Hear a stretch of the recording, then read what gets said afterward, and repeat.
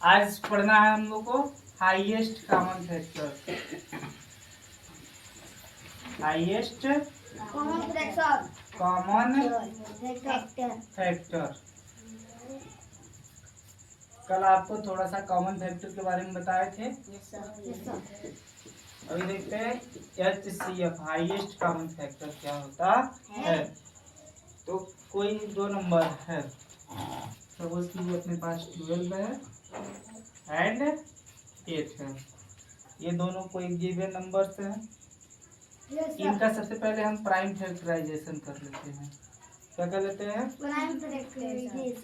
Prime factorisation करने के लिए कल बताए थे आपको। दो मेथड है, एक फ्री मेथड और एक डिवीजन मेथड। एलसीएम मेथड में डिवीजन मेथड। ठीक है, तो यहाँ पे हम 12 का करते हैं तो कुछ इस तरह से हो रहा है। ऐसे 8 का भी हम लोग प्राइम फैक्टराइजेशन करते हैं तो इस तरह से हो जाएगा। समझ में आ रहा है? समझ में आ रहा है कि नहीं आ रहा है? इन दोनों का हमने अलग अलग प्राइम फैक्टराइजेशन कर दिया। 12 का प्राइम फैक्टराइजेशन हमने किया तो आया 2 × 2 × 3 और 8 का समझ में आ रहा है? अब देखिए हाईएस्ट कॉमन फैक्टर। ठीक है, हमें क्या फाइंड आउट करना है? Highest common factor. तो हाईएस्ट कॉमन फैक्टर फाइंड करने के लिए ये जितने प्राइम फैक्टर दोनों में कॉमन है, प्राइम फैक्टर्स है, जितने प्राइम फैक्टर्स है दोनों नंबर में कॉमन है, उन सबको हम लोग ले लेंगे। एक एक बार राइट कर लेंगे। कितने बार राइट कर लेंगे? एक बार।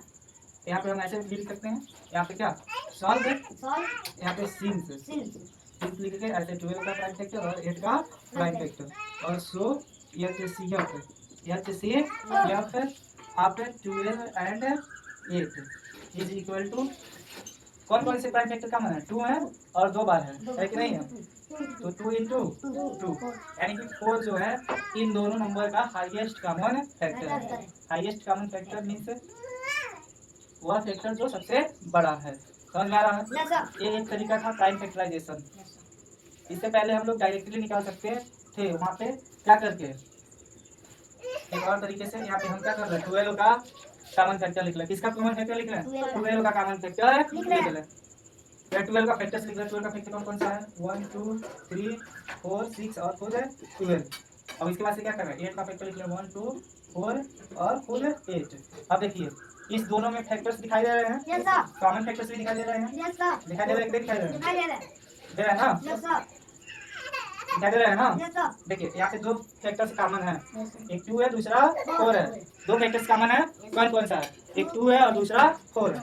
तो ये जो 2 है अपने पास ये थोड़ा स्मॉलर देन 4 है। सबसे हाईएस्ट सबसे बड़ा फैक्टर क्या है जो कॉमन है? इसमें 4 है दोनों में। इसमें 8 और 12 में जो कॉमन फैक्टर है सबसे बड़ा वो है 4, इसलिए हम कहेंगे HCF = 4 है। समझ में आया HCF क्या होता है? इस तरह से प्राइम फैक्टराइजेशन करके या फिर हम लोग इस तरह से डायरेक्ट फैक्टर लिख करके देखेंगे सबसे बड़ा कौन सा है, सबसे हाईएस्ट है कौन सा है, उसको उठा करके यहाँ पे रख देंगे, आंसर हो जाएगा। समझ में आ रहा है? समझ में आ रहा है कि नहीं आ रहा है? आ रहा है कि नहीं आ रहा है? चलो ठीक है।